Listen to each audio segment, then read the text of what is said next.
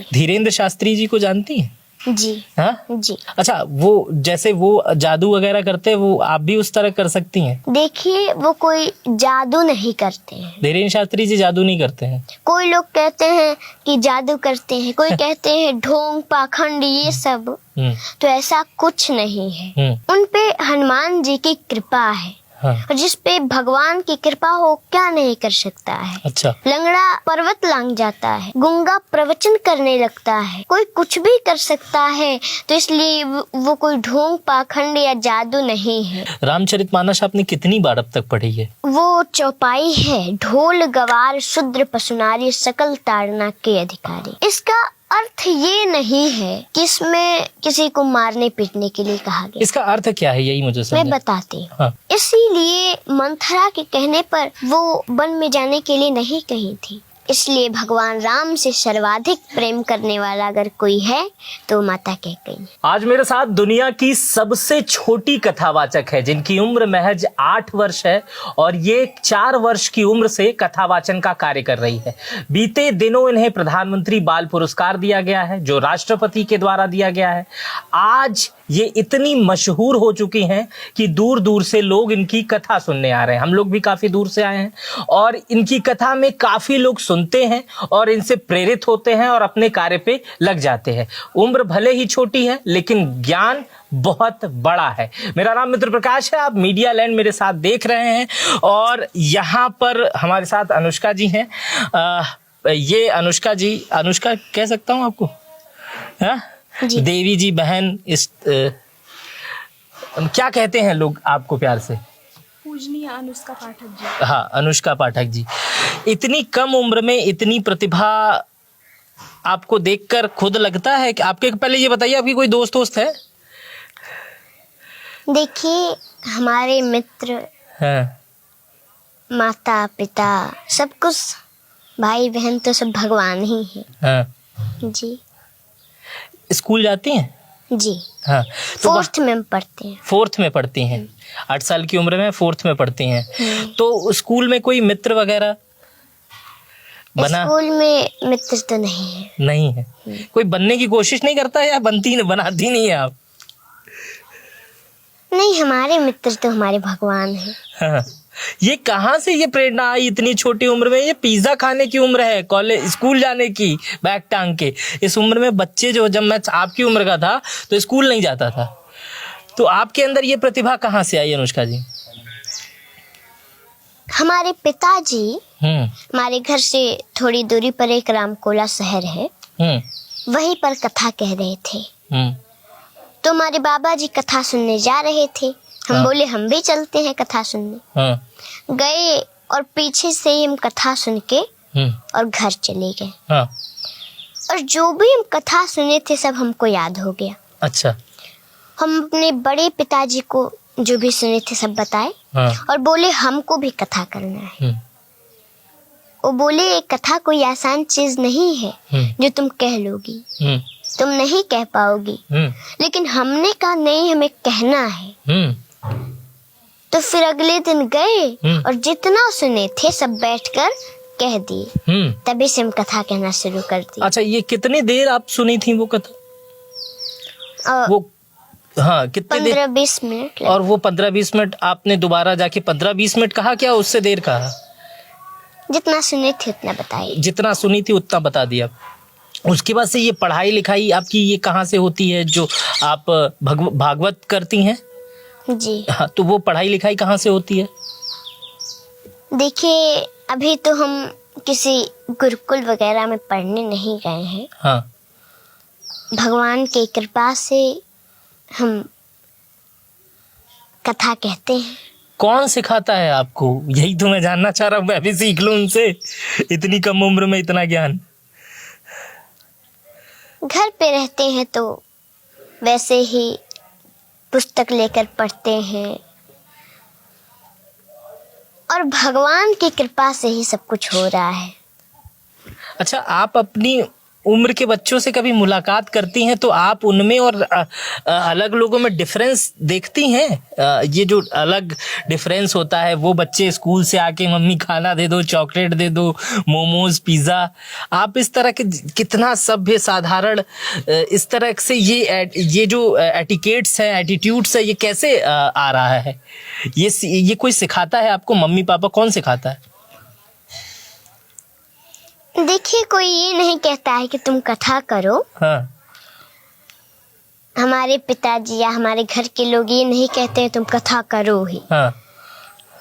वो तो कहते हैं जो तुम्हें अच्छा लगे वो करो। हाँ। लेकिन हमें कथा में बहुत ही मन है, हाँ। इसलिए हम कथा कर रहे हैं। पिछले 4 सालों से आप कथा कर रही हैं, 4 साल की उम्र से आप कथा कर रही हैं।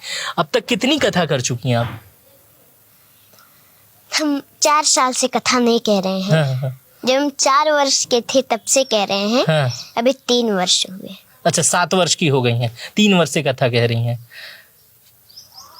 नहीं, हाँ। हम तो इस समय 8 वर्ष के हैं। तो 4 दूनी 8 हो गया ना? हाँ। वही तो मैं पूछ रहा हूँ, 4 वर्ष की उम्र से। लेकिन 4 वर्ष की उम्र से तो थोड़ा बहुत कहते थे। कितनी कथा हो गई होगी इनकी? हमको लग रहा है 24-26 कथा आपके पिताजी बता रहे हैं। 24-26 कथा आपने कर ली, और पब्लिक उसमें आती है, उसमें आपसे लोग आशीर्वाद लेने आते होंगे, पूछने आते होंगे, बातचीत करते होंगे। हाँ? जी। हाँ? ये देखकर कैसा लगता है अन्य बच्चों के हिसाब से? मैं इसलिए ये बच्चों के, मुझे बच्चे भी बहुत देखते हैं, तो बच्चे जो देखते हैं वो देखें। एक इससे पहले मैंने एक आप ही के उम्र के एक छोटे महंत जी हैं, उनका मैंने इंटरव्यू किया था, तो वो भी इसी तरह की बातें कर रहे थे। तो ये मैं जानना चाहता हूँ, ये प्रेरणा चॉकलेट की उम्र में भगवत की प्रेरणा मिल कहाँ से रही है? अभी तो सब भगवान की कृपा है। ये भगवान की कृपा कह के आप सवालों का जवाब नहीं दे रही हैं ताकि और बच्चे सीख न सकें, ऐसा है क्या?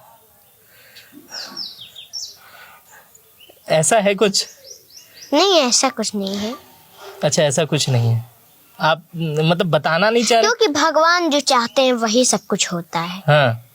और भगवान चाहते हैं कि हम उनकी कथा के द्वारा लोगों का सेवा करें। अच्छा।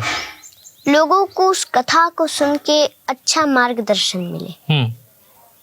अच्छा, मैंने आपकी एक वीडियो देखी है, उसमें आप ये बता रही हैं कि कैकेयी जो है वो राम की सबसे अच्छी माँ थी, लेकिन पूरी दुनिया जो है वो कैकेयी को राम की अच्छी माँ नहीं मानती है। ये क्या प्रसंग है, ये मुझे बताएंगे क्या इसके बारे में? जी। हाँ। रामचरितमानस में, पूरे रामचरितमानस में, हाँ। या पूरे दुनिया में राम से सर्वाधिक प्रेम करने वाला कौन है? तब देखिए, जो राम से प्रेम नहीं करते, जो राम का नहीं, वो तो किसी काम का नहीं। हाँ। सब राम से प्रेम करते हैं।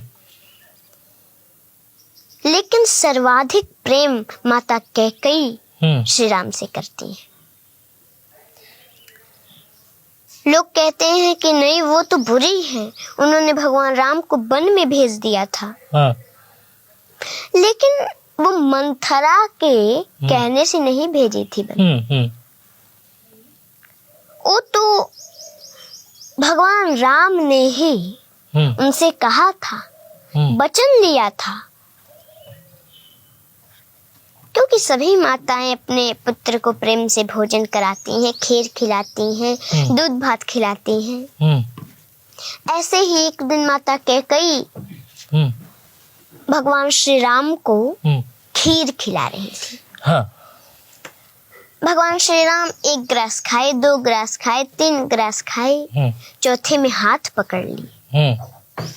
माँ, आप तो हमेशा मैं देखता हूँ मुझे खीर भोजन ही कराती रह जाती हैं। कभी ये आपने पूछा है कि राम तुम्हें कुछ चाहिए? माता कैकेयी ने कहा कि राम, अगर तुम्हें कुछ चाहिए तो बोलो ना। तुम्हें मांगने में देरी हो सकती है, लेकिन मुझे देने में देरी नहीं होगी। मांगो, क्या चाहिए? भगवान राम ने कहा कि माँ, मैं ऐसे नहीं मांगूंगा, पहले मुझे वचन दीजिए, जो मैं मांगूंगा वो आप देंगी। माता कैकेयी ने कहा, कह रहे ऐसा क्या मांगेगा जो वचन ले रहा है, लेकिन ठीक है, मैं तुम्हें वचन देती हूँ, जो तुम मांगोगे वो हम देंगे तुम्हें। भगवान राम ने कहा, माँ जो मैं मांगने जा रहा हूँ, अगर वो आपने मुझे दे दिया, कोई भी संसार में अपनी बेटी का नाम कैकेयी नहीं रखेगा। माता कैकेयी ने कहा कि कोई अपनी बेटी का नाम कैकेयी न रखे, इससे मुझे क्या लेना देना, बस मेरा राम प्रसन्न रहे, यही मुझे चाहिए। मांग बेटा, क्या चाहिए तुम्हें? राम जी ने कहा कि माँ, जो मैं मांगने जा रहा हूँ, अगर वो आपने मुझे दे दिया तो संसार में आपका अपयश होगा। माता कैकेयी ने कहा, वो जस मुझे नहीं चाहिए, जिससे मेरा पुत्र राम प्रसन्न न रहे, और वो अपयश मुझे मंजूर है, जिस अपयश से मेरा राम प्रसन्न रहे। मांगो, क्या चाहिए? भगवान राम की आंखों में आंसू आ गए। माँ, जो मैं मांगने जा रहा हूँ, अगर आपने दे दिया तो कदाचित आपको वैधव्य जीवन भी देखना पड़ सकता है, आप विधवा भी बन सकती हैं। माँ, माता कैकेयी 2 मिनट के लिए मौन हो गई, फिर बोली कि पुत्र, कदाचित मुझे वैधव्य जीवन भी देखना पड़े, ये मुझे मंजूर है, पर बस मुझे ये चाहिए कि मेरा राम प्रसन्न रहे। मांगो, क्या चाहिए तुम्हें? ये संवाद जब खीर खिला रही थी राम जी को कैकेयी जी, तब का ये बातें हैं तब की। जी। उसके बाद क्या हुआ? तो भगवान राम ने कहा कि माँ, एक समय आएगा, मेरा विवाह होगा, मैं अयोध्या आऊंगा, उस समय आपको मेरे लिए 14 वर्षों का वनवास मांगना पड़ेगा। माता कैकेयी जब ये 14 वर्षों का वनवास सुनी, धड़ाम से जमीन पर गिर पड़ी, बेहोश हो गई, और जो पिलाने के लिए, भोजन करा के पिलाने के लिए पानी रखे थी, उस पानी को भगवान राम लिए, मुंह पे छींटा मारे, उनको होश हुआ। बोली कि राम, संसार में कोई अपने बेटे का नाम कैकेयी न रखे, ये मुझे मंजूर है। मेरा संसार में अपयश हो, ये भी मुझे मंजूर था। मुझे कदाचित वैधव्य जीवन भी देखना पड़े, ये भी मुझे मंजूर है राम, लेकिन मेरा राम मुझसे 14 वर्ष दूर रहे, तुम्हें 14 वर्षों का वनवास मुझे कदाचित मंजूर नहीं है राम। मैं नहीं दूंगी ये वरदान, वापस ले लो ये वरदान तुम, मैं नहीं दे सकती। मैं तुम्हारे बिना एक पल भी नहीं रह सकती, तो तुमने सोच भी कैसे लिया कि मैं तुम्हें 14 वर्षों का वनवास दूंगी? मैं नहीं दूंगी। भगवान राम ने कहा, माँ, आपने मुझे वचन दिया है तो आपको देना पड़ेगा। अगर आप फिर भी नहीं देंगी, हजारों वर्षों से तपस्या कर रहे शुतिक्षण का क्या होगा? उनको मेरा दर्शन प्राप्त कैसे होगा? इतने वर्षों से रास्ता देख रही, मेरा इंतजार कर रही है माँ शिवरी, उनको मेरा दर्शन प्राप्त कैसे होगा? शरभंग ऋषि के मांस गल चुके हैं, हड्डियां भी सूख रही हैं, वो मेरे दर्शन के लिए व्याकुल हैं, उनको मेरा दर्शन प्राप्त कैसे होगा माँ? आपको वरदान देना पड़ेगा। उसी दिन से माँ कैकेयी भगवान राम से थोड़ा हट हट के रहने का प्रयास करने लगी। वो समय आया, वनवास मांगी, भगवान राम वन में गए। इसीलिए मंथरा के कहने पर वो वन में जाने के लिए नहीं कही थी। इसलिए भगवान राम से सर्वाधिक प्रेम करने वाला अगर कोई है तो माता कैकेयी है जी। ये बड़ा ही अद्भुत प्रसंग आता है। ये जो आपने बताया, कई जगह मैंने जब ये सुना, क्योंकि जो लोग रामचरितमानस नहीं पढ़े हैं, अच्छा चलिए यही प्रश्न हो जाए, रामचरितमानस आपने कितनी बार अब तक पढ़ी है? अब देखिए, हम गिन गिन के तो पढ़ते नहीं हैं। हाँ। क्योंकि गिन गिन के पढ़ने से क्या लाभ है? नहीं, ये गिनने वाली बात समझने का मेरे प्रयास करिए। साल भर में आपके उम्र के बच्चे, मेरे उम्र के बच्चे, हाँ। बच्चे नहीं बड़े मेरे उम्र के लोग साल भर में अपना कोर्स नहीं कंप्लीट कर पाते हैं। कोर्स का मतलब जितनी किताबें होती हैं वो नहीं कंप्लीट कर पाते हैं। और आपको ये भी नहीं याद है कि आप रामचरितमानस कितनी बार पढ़ी हैं? इतनी मोटी किताब होती है। ये तो हमको याद नहीं है हम कितनी बार पढ़े। ये सारी चौपाइयाँ आपको उसमें याद, कंठस्थ हैं रामचरितमानस की? अबे जो रामचरितमानस की आप पूछ रहे हैं सारी चौपाइयाँ, हाँ, मैं पूछ नहीं रहा हूँ, मैं बस ये पूछ रहा हूँ आपको याद है ये सारी चीजें? ये बड़े बड़े लोग जल्दी नहीं याद कर पाते। हाँ। क्योंकि ये कोई आसान चीज नहीं है कि कोई भी याद कर लेगा। ये बहुत अद्भुत चीज है। इसलिए हमें पूरी रामचरितमानस की चौपाइयाँ नहीं याद है। पूरी नहीं याद है। रामचरितमानस जब आपने पहली बार पढ़ा तो आपको कैसा लगा? हमको तो बहुत अच्छा लगता है। हाँ। भविष्य में क्या एम है अनुष्का पाठक बड़ी होकर? बड़ी तो आप वैसे भी ज्ञान में हो ही चुकी हैं, लेकिन आपने एक उम्र सीमा पड़ाव पार करने के बाद अनुष्का पाठक कहाँ जाने वाली हैं? क्या करेंगी आप? अब देखिए, जो प्रभु चाहे वो होगा, लेकिन बस मैं तो ये चाहती हूँ कि ऐसे ही भगवान की कथा के द्वारा लोगों का सेवा करते रहूं और इस कथा के द्वारा सबका कल्याण हो। नहीं, जैसे कि छोटे बच्चे जब रहते हैं, अगर वो ज्ञानवर्धक हो जाते हैं तो ये वो सोचते हैं कि मैं बड़ा होकर डॉक्टर बनूंगा, ओके, पिताजी सामने हैं, इंजीनियर बनूंगी, नेवी में जाऊंगी, एयर होस्टेस बनूंगी, ये तमाम बचपन की सोच रहती है। तो आपने ये सोचा है कि आप बड़ी होकर कथावाचक बनेंगी? जी। धीरेन्द्र शास्त्री जी को जानती हैं? जी। हाँ जी। उनकी कथा में कभी गई हैं? वैसी कथा में तो नहीं गई। वैसी कथावाचक बनना चाहती हैं उन्हीं की तरह?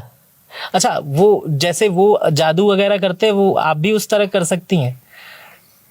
देखिए, वो कोई जादू नहीं करते हैं। धीरेन्द्र शास्त्री जी जादू नहीं करते हैं। कोई लोग कहते हैं कि जादू करते हैं, कोई कहते हैं ढोंग पाखंड, ये सब, तो ऐसा कुछ नहीं है। उन पे हनुमान जी की कृपा है। हाँ। और जिस पे भगवान की कृपा हो क्या नहीं कर सकता है। अच्छा। लंगड़ा पर्वत लांग जाता है। अच्छा। गूंगा प्रवचन करने लगता है। हाँ। कोई कुछ भी कर सकता है, तो इसलिए वो कोई ढोंग पाखंड या जादू नहीं है। तो ये कैसे संभव हो जाता है आपसे? हालांकि ये क्वेश्चन पूछना नहीं चाहिए, कि कोई कैसे ये जान लेता है कि उनके मन में क्या चल रहा है, उनके मन में क्या चल रहा है, ऐसे कैसे हो जाता है? अभी हम आपको बताए कि भगवान की कृपा जिस पे हो, हाँ, वो क्या नहीं कर सकता है। यहाँ जो भी हो रहा है भगवान की कृपा से हो रहा है। जी। हाँ जी।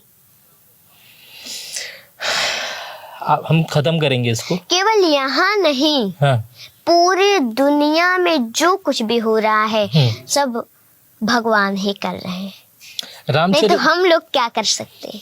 रामचरितमानस का राजनीति पे कुछ प्रश्न कर सकते हैं आपसे? हाँ, रामचरितमानस को लेकर के पूछिए। रामचरितमानस का कई राजनीतिक दल के लोग हैं वो बड़ा विरोध करते हैं, कहते हैं कि रामचरितमानस में कुछ पंक्तियां ऐसी हैं, शूद्र गंवार ढोल पशु ताड़न के अधिकारी, इस टाइप का एक आप मुझे मेरे ख्याल से उसे आप अच्छे से व्यक्त कर लेंगे, वो समाज को बांटने का काम करता है, जिसमें ये डिफाइन कर दिया गया है कि शूद्र गंवार पशु नारी इनकी स्थान क्या है। क्या उसका आप मुझे बता सकती हैं अर्थ क्या होता है, या वो बांटने की चीज है या जोड़ने की चीज? मैं बताती हूँ। हाँ, वो पहले पूरा श्लोक मुझे हाँ। वो चौपाई है, ढोल गवार शूद्र पशु नारी सकल ताड़ना के अधिकारी। हाँ। इसका अर्थ ये नहीं है हाँ। कि इसमें किसी को मारने पीटने के लिए कहा गया। इसका अर्थ क्या है यही मुझे समझ। मैं बताती हूँ। हाँ। जो ढोल होता है सभी लोग जानते हैं, तो उसको अगर हम पीटे, अगर पीटने से वो बजता तब तो कलाकारों की कोई आवश्यकता नहीं पड़ती, फिर तो कोई बच्चा से बच्चा पीट देता, बजा लेता। इसलिए पहले उसको ताड़ना का अर्थ जानना होता है, पहले उसे जानिए कि वो कैसे बजेगा, उसके बजाने का तरीका क्या है, तब आप बजा पाएंगे। ताड़ना मतलब देखना, जानना, समझना उसको, नहीं तो देखने से बजेगा क्या। हाँ।